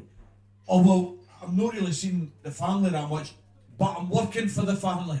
And you think to yourself, the work-life balance just doesn't exist. It doesn't exist because so many people have got to work all the hours that exist, but they end up not having quality time with the families. And I think we have to address that, and it means that a lot of people in the schemes that John has talked about, I don't think they're necessarily yet engaged in the mass independence movement. I think they became engaged in 2014. And that's why I would argue that having a date, having an event, having another referendum could be the focus that allows us to engage those people again. Because when we say to people, no lifting an armour light or any other weapon, but lifting a lead pencil can actually change their lives, then we can, I think, engage people again. But we need to use language, and we need to use terms, in my opinion, that actually matter. That it's not just about the flag. Yes, the flag's important, but much more important to other people is an independent Scotland means a better pension. An independent Scotland means a better living wage. An independent Scotland means tackling homelessness, tackling food and fuel poverty. That's what an independent Scotland's about. And we need, in my opinion, to get that message out there in order to engage people. Finish at this point, Roddy. I hear people talk about the referendum will be consultative instead of legally enforceable. Politics is a multifaceted beast. In 1994, the Tories announced they were going to do something, and Strathclyde Regional Council, that existed at that time, decided that it was going to do something. It held a consultative referendum, no legal basis to it whatsoever. But when the Tories announced they were going to privatise water, Strathclyde Regional said we're going to have a referendum about it. 97% of the people of Strathclyde said no, we don't want water privatised. Brothers and sisters, water was privatised in England and Wales, but it was not privatised in Scotland because of the political potency of that referendum. And therefore, even if people try and say, oh, this referendum's only consultative, it doesn't matter politically. If we can engage, if the unionists say, oh, we're not taking part, we're boycotting that referendum, that's fine. Go and boycott it. As long as we got over 50% of the population to engage, it becomes a legitimate referendum, and that then allows us to go to the United Nations, to go to the European Union and say loud and clear, we are an independent nation. Here's the result of this consultative referendum that says we're independent. We demand you recognise us as a sovereign Scotland.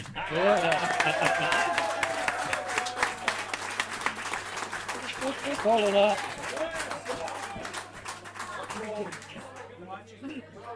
Well, of course, the first thing is you have to know it's not going to be rigged in advance, because I would pound every street and I would go and knock on every door in my area if I thought it could get that vote returned, that result. I'll tell you the truth, I don't believe we lost the last one. So here's what I also know. I know that up and down the length and breadth of Scotland, people are walking away from political stalls. Because of what has happened. We had a rigged referendum and people's hearts broken. We had promise after promise after promise for 8 years and nothing came of it. We were going to have bikes and for every kid. There was going to be laptops for every kid. There was going to be a public energy company. There was going to be and hope. It's up the hill and down the hill until people just look and they just go. They don't trust the politicians anymore. They don't trust the political system anymore. They don't believe that those who get into power are going to deliver what they promise. They're sick to their back teeth of saying, please, please, can we have some social justice? Please, please, can we have some jobs that pay? Please, please, can we have a health service that works? And being ignored. But if we vote this time, it'll be different. But you're not convincing people of that. So what we have to do is we have to make people stakeholders in their own future.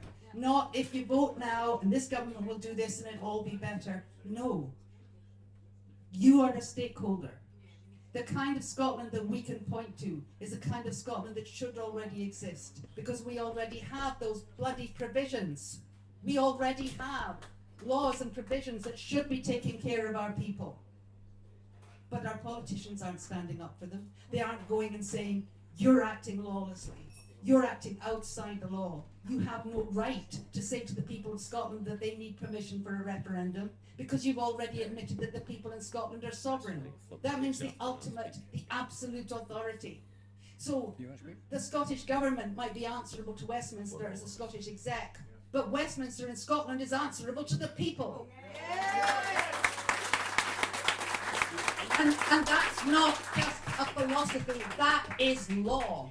And they are breaking the law all the time. And what can the people do except think, what's the point? What's the point?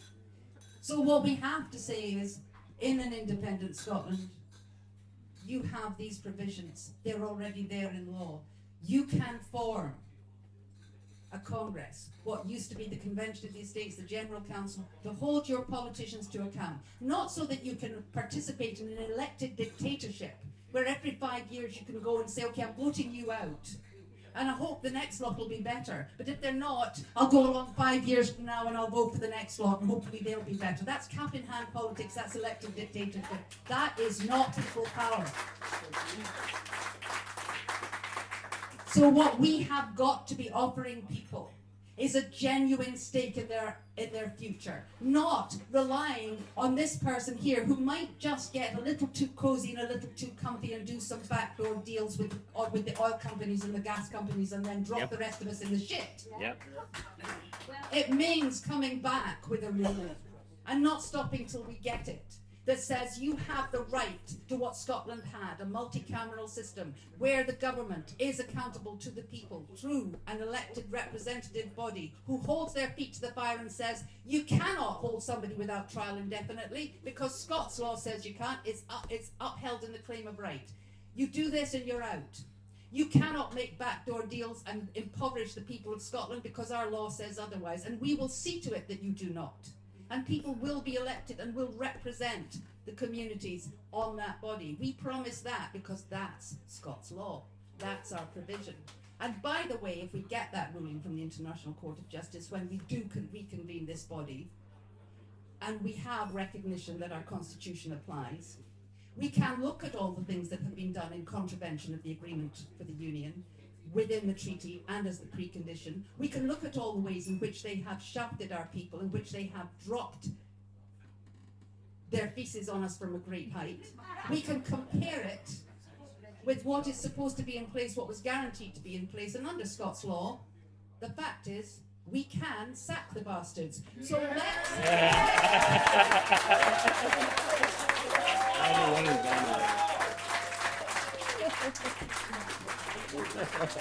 Brilliant. Loving it. Even the polite ones are getting angry and very, very rude. So we like to hear. The gentleman asked a very, very good question. Emotive and to the point. How do we get the message out from the bubble? The first thing is we need to recognise that we are in a bubble. Your friends and the people you talk to, what your perceptions are, because politics is the management of perception. In our lifetime, God forbid, we've got enough going on, you know? You've got your family number one if your priorities are right. You've got your work for provision for your family. God forbid you get a wee bit of time. You might go play golf or do something else socially. You know, who's got the time to investigate the economics of a country? Who's got that time? Very, very few of us. So what precious time we've got, we must use. And we just use to the best. And there's a guy I would quote two quotes from. It's a guy called Gil Scott Heron. Right? Brilliant, absolutely brilliant dude. And the first one is the revolution will not be televised. Which is a lie, because they're televised and they're telling you exactly what to think, exactly where to look, and exactly where not to look. This is why we can't trust mainstream media.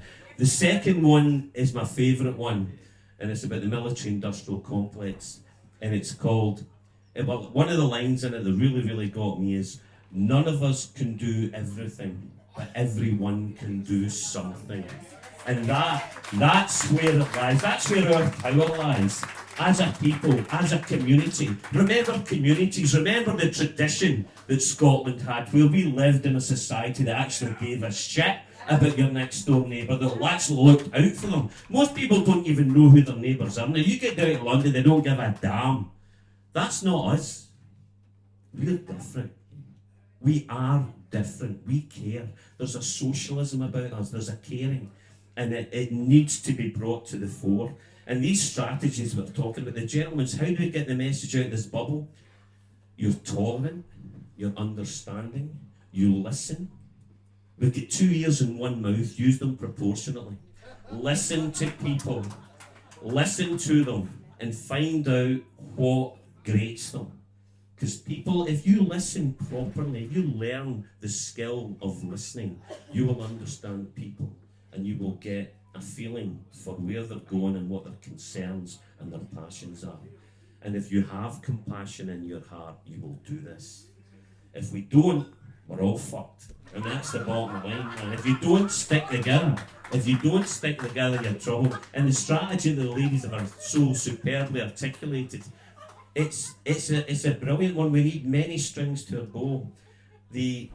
It's heads we win, tails we lose, as Sarah previously said, or in Coatbridge parlance, the get it right up ye strategy.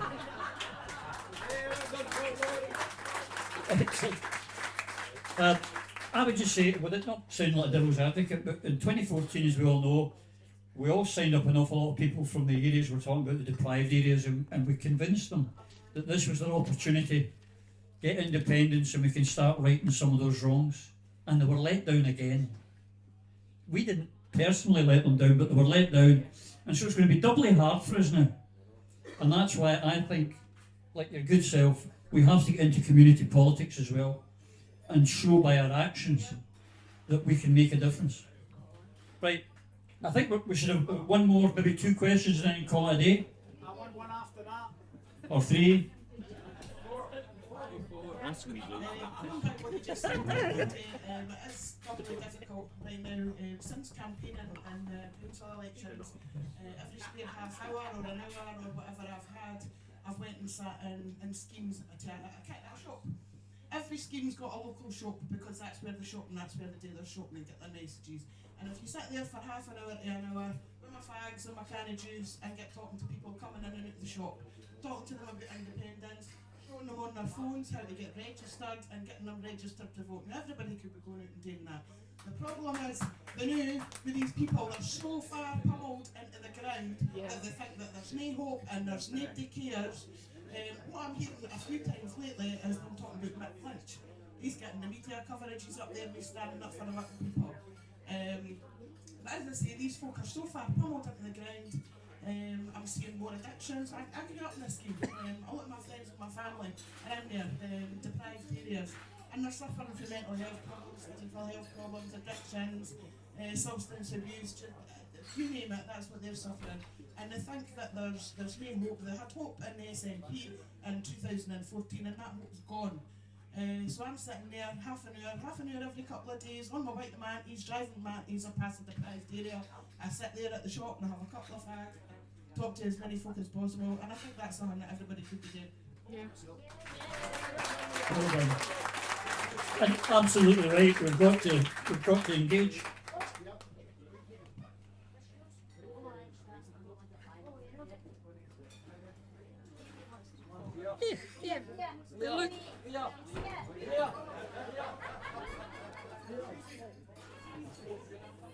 Next to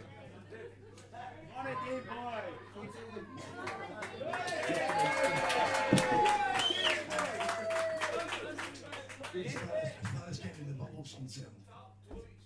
On the 5th of November, Sal will be put Right. it's basically going to be it's going to be the story of what happened between 1698 and 1702, and basically it's going to be entitled. It's basically going to put to finish off the job that Guy Fawkes started. The UK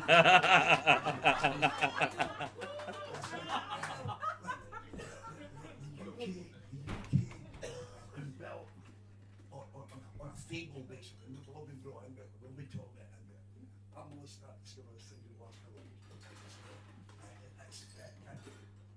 Everything within you've ever known, you're acting in somebody else's theatre production. Yeah. It's all very cheap. We're digging the truth out. It's getting put together, and it's going to come out in a way that the press won't be able to misunderstand it. Because what we're going to do is we'll put a sample email in the Daily Express, the Daily Mail will be all over it. Yeah. I would just say, if the Daily Express are listening, your Guy Fawkes comment probably means I'll get lifted at the airport. Cavity search required.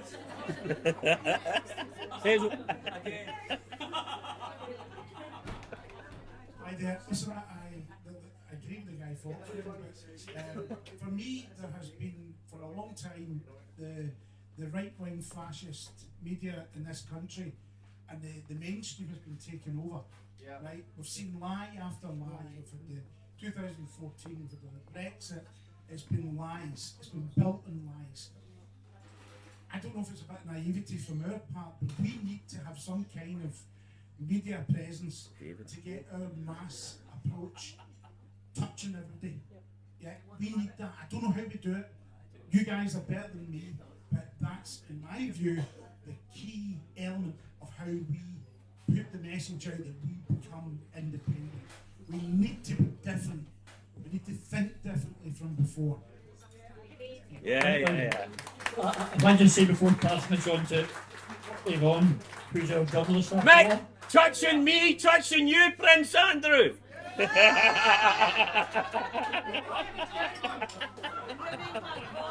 Sweet Caroline.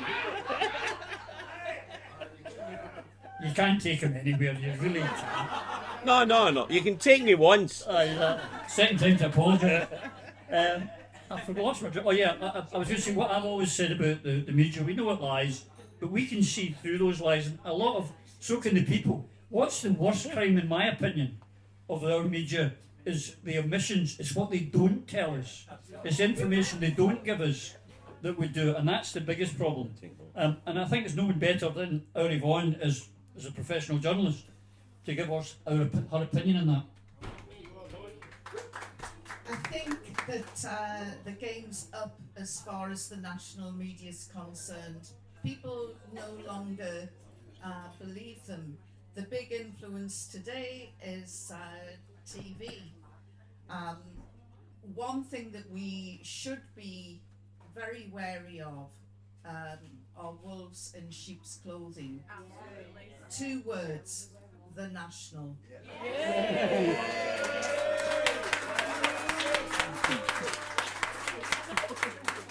Where are they? They should be at events like this. And as for reaching out and getting out of the bubble, we should be organising more events like this. We really should, and this is a great way, as effective as the woman who spoke before, sitting there with our fags and chatting to shoppers coming in and out. This is, we the people, we're the grassroots, we're the ones who should be making the decisions and taking the decisions. Because the politicians are letting us down. Now, somebody mentioned Guy Fawkes. Well, looking round at the rabble in Westminster today, I would say that Guy Fawkes was the only man to go to Westminster with honourable intentions. Yeah! I'm going to jail. I'm going to jail. These guys go to jail. In our next elections, we should be telling our politicians to get out of Westminster. Don't get involved with Westminster. Sinn Féin have the right idea. Chuck it around. They have stayed true right from the beginning. They've never wavered. They've never changed course. And that's what we should be telling our politicians. If you really want to get elected, listen to us. That's right. We are the politicians' masters. We're not their bloody servants, and we need to get that message to them at the next elections. It's maybe not a popular view, but if I do get lifted, I am going to self-identify as a woman. I'm not going to be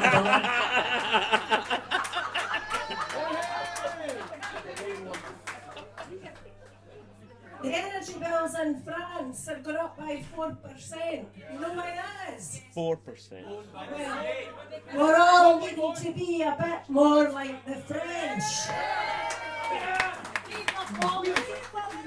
Liberty. Equality.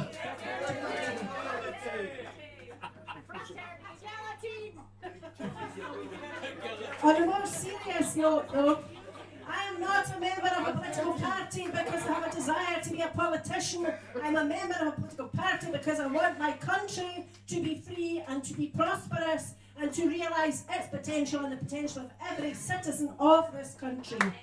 And that is the message we need to get across to every member of the Scottish population. We in this independence movement are honest. We tell the truth. We have no need to rake our memories and try and remember what we should or shouldn't answer when certain difficult questions are put to us, either in cross-examination or by the police or across the dispatches box in the House of Commons. We tell the truth, and the truth is this. We fight not for honour, nor glory, nor riches, but for freedom only and alone.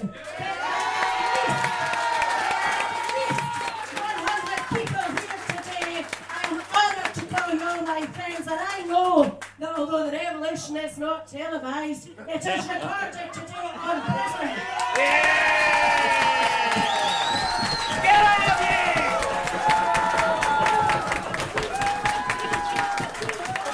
I think we should end now. If you're going to end in a high, well done, Eva.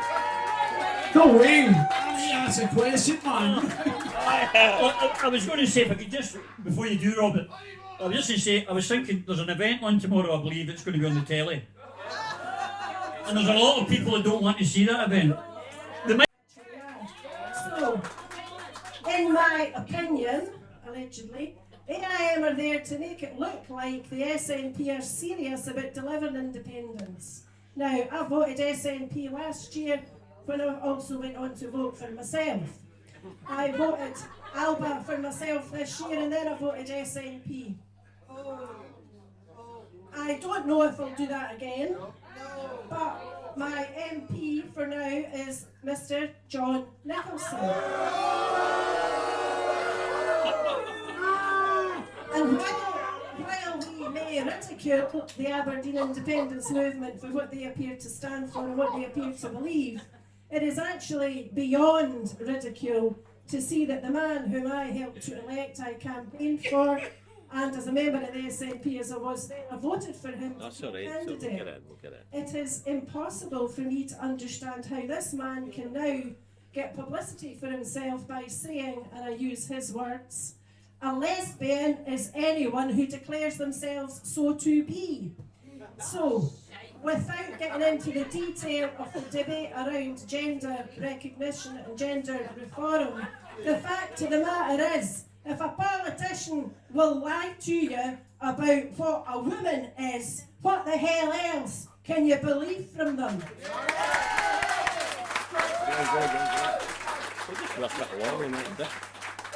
I just want to say that I think we're all being incredibly unfair here. I think it's obvious that the things that are most concerning people in the housing schemes and people wondering whether they can put a bit more in their meter is whether or not you should be allowed to call yourself a woman if you so choose. That is obviously the first thing on everybody's mind right now. And the SNP is making sure that the most important thing to people in Scotland is being addressed. It's not the least bit... Not a man in a dress. It's not the least bit concerned about another wee bit of control. Another wee bit of saying, we run this, and there's a clique. And if you're not in, you're outside the movement. Another wee bit of division. I wonder what Whitehall spook came up with that one, honestly. David Harvey. Whatever it is, it has got to be as obvious to those in the exec of the SNP that this is going to divide the movement, as it was that coming up with false charges against Alex Salmon was going to tear it apart. So I think they're showing us exactly where their interests lie, and that's all the more reason why this has got to come back to the people. It's got to be a people's movement, and the politicians and the parties that get behind the people will find the people get behind them.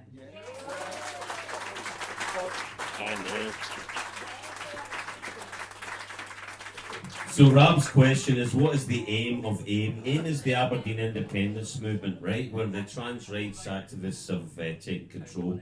The objective, for me, appears to be division. It's about separation. It's the core question to this is, what is a woman? Adult, human, female. Full stop, man. You could call it a period, but that would be insensitive.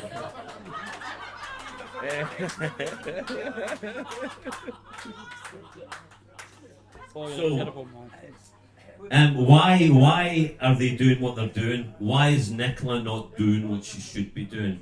Why are our MPs talking about things that are not? They're important to us, but nothing can be resolved until we get our independence. The prime directive, why we are here, why we do what we do, why we went to George Square, why we still all care, is because we understand that we stand on the shoulders of people who suffered the slings and arrows, who took the retribution, who took the shit and the laughter and the bile that they got and they spat upon when we first down to Westminster. Upon those shoulders we must continue to stand. I thought we were in reach of that prize in 2014, and we were. And what happened now is that those shoulders have weakened and they've been betrayed, in my opinion. The betrayal is a word we used. I used it quite a bit of time ago, tentatively. I have no reservations in using the phrase that we have been betrayed by the SNP. And the core cabal that run the SNP right now, and that angers me more than I can say. And I wish. I also understand the dichotomy that are faced by individuals in this situation. When you are facing, you're working for we remember the debate. We all remember the debate on NATO, how passionate it was in SNP and how well articulated it was. And we agreed that we will go with whoever wins because this was democracy. This was democracy in action, and we would go with it. Doesn't mean you have to agree with it, but you will go with it. But that now has been used and abused. And for me, it sickens me to see that loyalty to the cause, now they care more about themselves. I've got a motion that I thought I would love to put to SNP. Why don't we test who are the carpetbaggers and who truly have the people's benefit? Who really cares about the people? What the average wage in Scotland is £27,000 plus change. Why don't we pay all MPs and MSPs £27,000 until they do what they are fit to do, what they've been asked to do, what they are required to do, which is get our independence, and then we can squabble about the rest of it. Connie, you were the first one to do just that. Would you like to say a few words? Sure. I think the idea that our political representatives are paid the average wage of the workers that they're supposed to represent is a very fundamental principle that keeps people accountable. I don't mind MPs fighting for a higher wage if they're living on the average wage, as long as they're fighting for everybody else's wages to go up as well. And I do think it is insulting in the extreme to suggest that we need to pay MPs £82,000 or else we don't get the right people. Please tune in if you can to Prime Minister's questions or any of the debates in Parliament, and you will see that old adage about, if you pay peanuts you only get monkeys is actually applicable in the Houses of Parliament. Because the truth is the ability to independently think, the ability to speak without reading it for a bit of paper doesn't exist. They are high paid actors and actresses, that's all they are. And I think in our independent Scotland, certainly the image that I have, any politician is paid the average wage of the country because they're supposed to represent the average people, so pay them the average wage, and there should be in every single election a right of recall, not waiting 5 years, a right of recall. It should be a contract. When you go to somebody's door and you say, here's my manifesto, that's not just a worthless bit of paper, it's actually a contract with the people. And if you break the contract, you should be replaced. That's the reality. So my final remarks, Roddy, is first of all to thank you for making the effort, you and Techie Man and everybody else coming along here. Robert, brilliant, making your establishment available. I think it's been a great day, and as I say umpteen times, to me, Robert Slavin represents the future of politics in Scotland. I just want to appeal to you, brothers and sisters. I know it sounds like a broken record, but please believe me, if there are a few hundred on October the 1st marching through Edinburgh, if there are a few hundred assembled in Glasgow on October the 8th, then quite frankly we will be swatted aside and ignored. That's why on October the 1st in Edinburgh and October the 8th in Glasgow, we don't want a few hundred. We want thousands of people to assemble. Let's make sure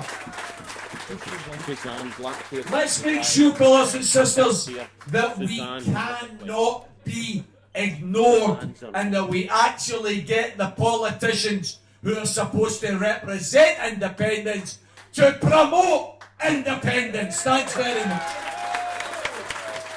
Yvonne, you want to chat?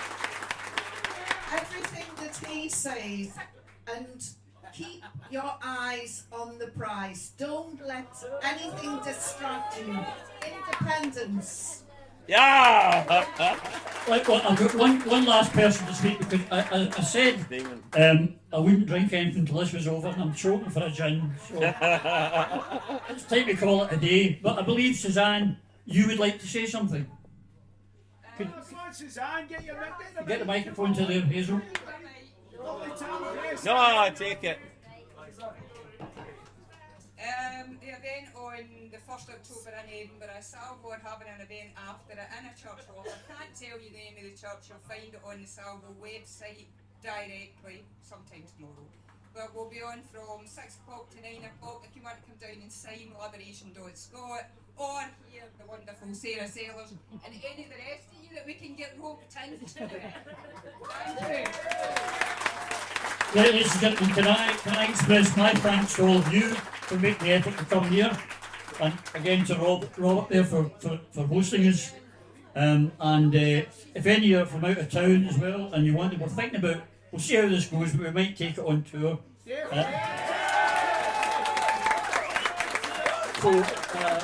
We'll see if anyone asks. But as I like to say every week, until I see you all again, take care.